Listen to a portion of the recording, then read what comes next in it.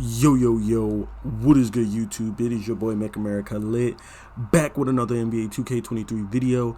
And in today's video, I'm bringing you guys another episode of Budget Badge Layouts. Now in today's episode, I'm going to be basically giving you guys two layouts for playmaking layouts for wing players. So by wing players, I mean shooting guards and small forwards. As you can see, I made a shooting guard.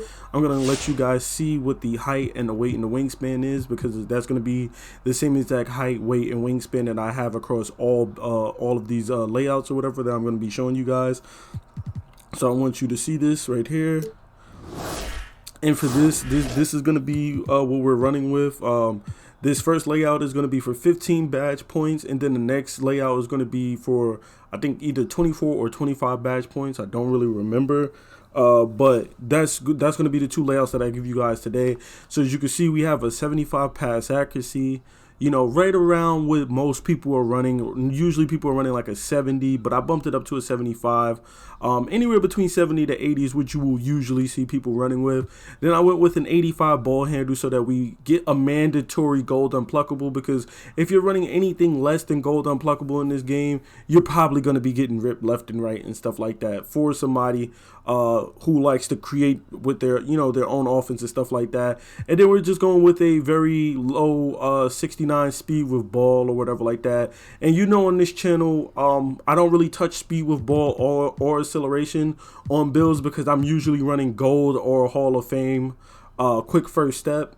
If you aren't going to run a high level of quick first step, or you want to save badge points instead of running like Hall of Fame or gold quick first step, you can then put your speed with ball or your acceleration up, which is going to help with your you know, first step and stuff like that with the ball. And then you could run like bronze or silver quick first step and not have to put as much points into quick first step or whatever like that. But me personally, I prefer to waste the playmaking badge points on quick first step, because then I can put these attribute points and speed with ball and acceleration into somewhere else on my build. Perimeter defense, steals, better shooting, better finishing. So that is the reason why I usually go with a lower speed with ball and acceleration, as you guys know if you follow my channel. But anyway, like I said, 69 speed with ball, 85 ball handle, and a 75 pass accuracy is what we're going to be running with on this build.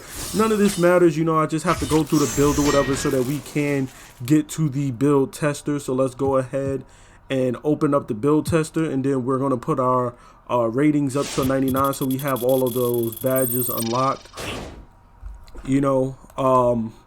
And then we're going to make our way over to the playmaking. And the staple for this layout that we're going to be running with is going to be, of course, gold quick first step, because I told you guys that we will be running it, which is going to cost us a whopping 5 points. Now again, I'm just going to repeat myself very briefly. You know, if you want to save points on your playmaking badge points, you can put your acceleration and speed with ball up, where you won't need gold quick first step. You can get by with like a silver or even lower. If you are, you know, playing power forward or center, you can go with a bronze or even a silver.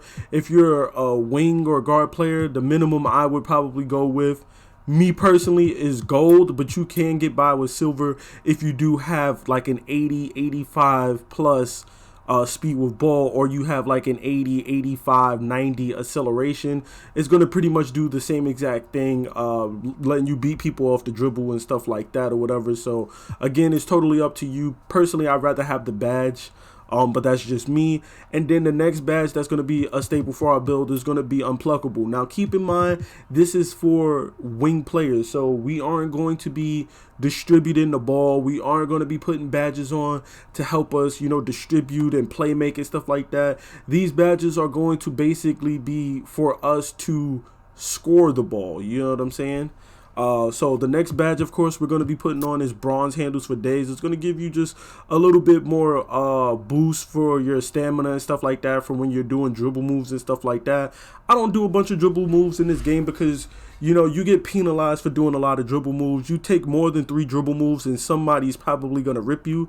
So I'm usually 1, 2, maybe 3 moves, and then I'm either to the basket, I'm shooting, or I'm passing the ball. Anything more than 3 dribble moves and you still have the ball in your hand, you're probably going to get ripped. So this year, I mean, I played like that last year too in NBA 2K22, but this year even more so, You don't really need a high level of handles for days if you're not the primary point guard. You can get away with a bronze or a silver. Me personally, I just go with bronze because I don't plan to really, have the ball in my hands like that on a build like this.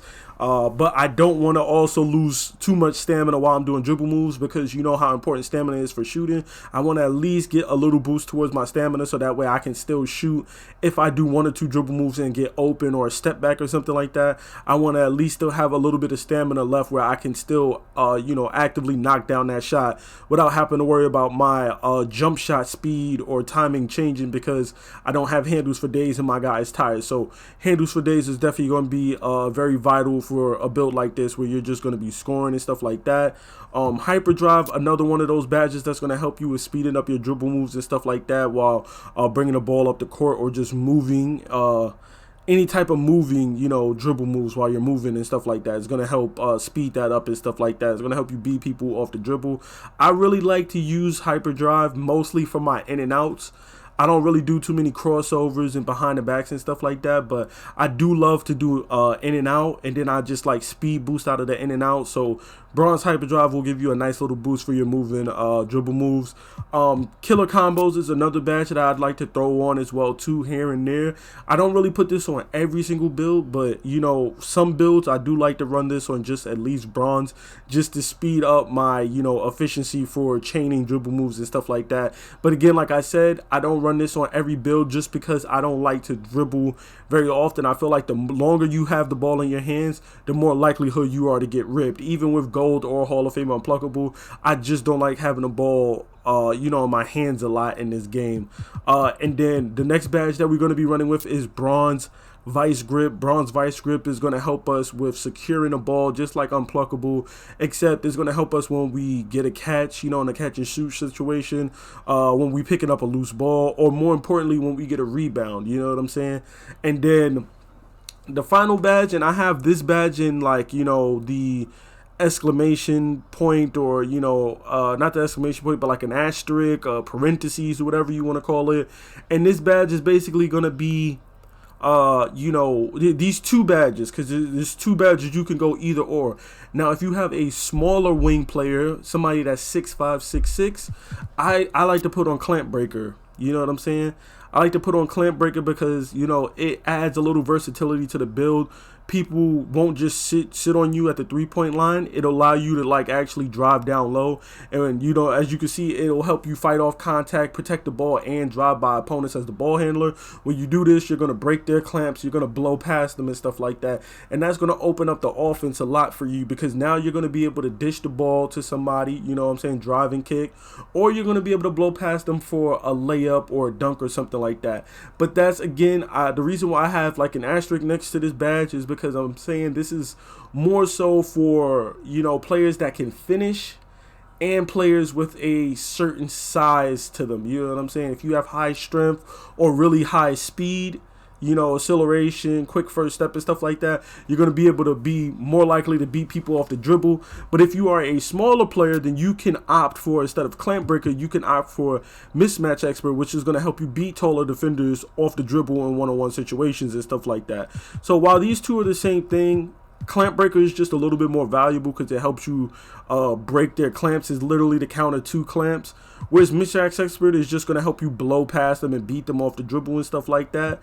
But the other badge that I was going to say as well too is needle threader. Needle threader is another really good badge as well that you can add, that's going to help you with your versatility and stuff like that. When you do those clamp breaker type drives or whatever to the basket, if you're not running clamp breaker, needle threader is going to help you get that pass out and stuff like that, especially with bounce passes. This badge is really strong, but we're going to go with clamp breaker, and that right there is our badge layout for somebody with 15 badge points on a wing player. We're looking at gold unpluckable, gold quick first step, bronze killer combos, bronze hyperdrive, bronze clamp breaker, bronze handles for days, and finally bronze vice grip. That's what I would run on a badge layout. I feel like this is one of the best badge layouts that you can run with what you're given. Also, honorable mention to Dimer if you do want to be a team player. Dimer would help a lot too, but you know, that's on you, you know, if you do want to do that. You know what I'm saying? Now moving on, we're going to be moving on to our second build, which is going to have 24 badge points, if I'm not mistaken. So as you can see, same height, same weight, same wingspan. But I'm going to show you guys what we're going to be running with. So on this build, we're going to be running with a 91 pass accuracy, a 91 ball handle, and a 80 speed with ball. Okay, which is pretty nice. We're going to have a total of 24 badge points, and I'm going to let you guys see what badges that we're going to have available. We're going to have every single playmaking badge available on either gold or pretty much Hall of Fame. There's only 2 badges that we won't have on gold or Hall of Fame, and that's handles for days and mismatch expert. And both of those require like a ridiculously high ball handle, like a 98 and like a 99 ball handle. So obviously we're not shooting for that. And then you'll see we created a two-way play shot. None of this matters. I'm just doing this so that we can get to the build tester, of course. And then we'll finally put our rating up to a 99 so we have access to all badges. And then now, the basis for this badge layout or whatever is going to be pretty much the same exact thing, except we're going to have Hall of Fame quick first step. Now, if you notice, I'm going to go back very quickly. We have an 80 speed with balls. So if you wanted, you could, you know, finesse this build to where you could just go with gold, quick first step with 5 points and save 3 badge points and put those badge points elsewhere. You know what I'm saying? If you wanted to be a little bit more conservative with your badge points.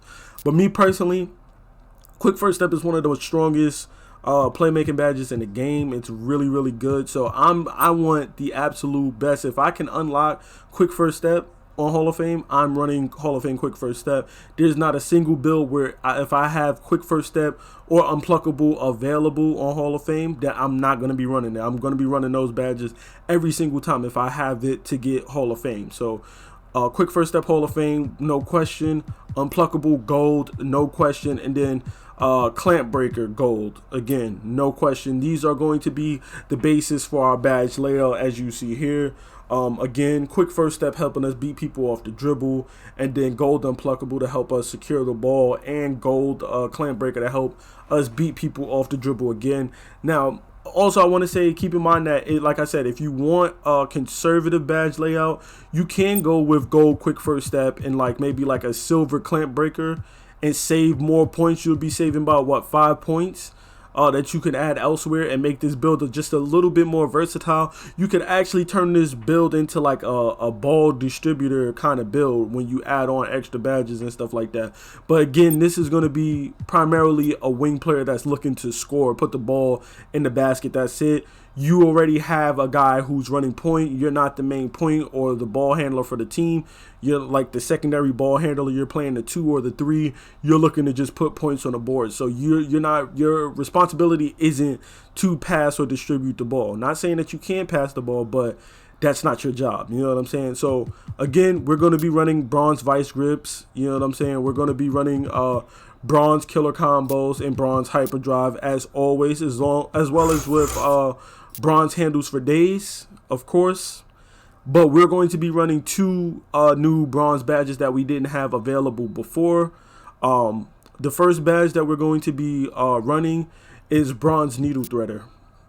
Now, the reason why I like to run bronze needle threader is because I play rec, and you know the passing lanes are a lot less open than if you play 3v3 or 2v2. 2v2, there is really no passing lanes. You know, it's just you're going to be open usually, because if you're going to pass the ball, 9 times out of 10 you're passing the ball because their defender is helping, so you're passing it to an open player most of the time. But if you're playing you know, rec, then there's like 4 or 5 more extra bodies on the court that you're not used to.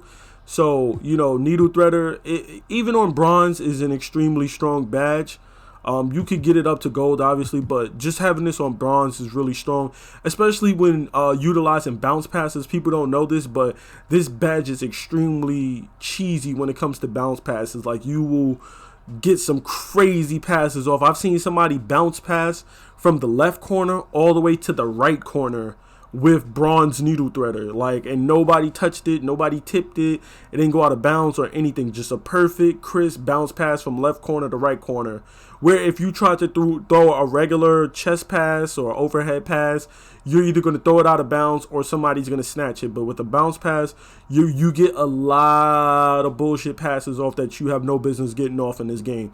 And it's only going to cost you 1 badge point. So that's why I feel like needle threader is a nice little safety net badge to have. And then the next badge that I'm going to tell you is also going to complement your needle threader badge. And that badge that I'm talking about is bailout. Bronze bailout is going to go crazy for you. Now, if you could get it higher levels, it's a little bit better. You know what I'm saying? As you go, this is one of those linear badges where, like, the higher the level you put it, the better the return on the boost and stuff like that. So, you know, if you don't like throwing, you know, errant passes that, you know, go out of bounds, or it goes at people's feet, they juggle it, slap it around and stuff like that, you're going to want to put on bailout. It's really, really good. Just the boost that you get from no badge to bronze badge is more than enough, in my opinion. And the best part about it is that second part of the badge where it says additionally helps passing out of double teams. When you get doubled and stuff like that, when you drive in the paint, a lot of people turn the ball over when they drive in the paint, or they're in the paint and there's like 2-3 people surrounding them,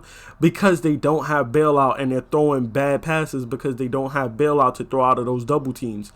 That's why you're turning the ball over. So if you have bronze bailout and then you also have bronze needle threader working with you, you're going to be able to throw a lot of decent passes when people got you crowded in the paint and stuff like that.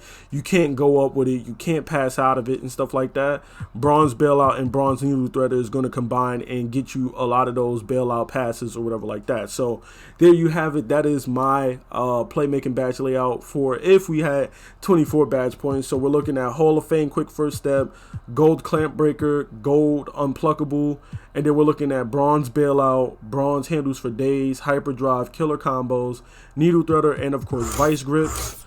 It's been your boy Make America Lit. Please be sure to drop a like, comment, and subscribe for more NBA 2K23 content, badge breakdowns, and of course more badge layouts just like this. I'm out, guys. Peace.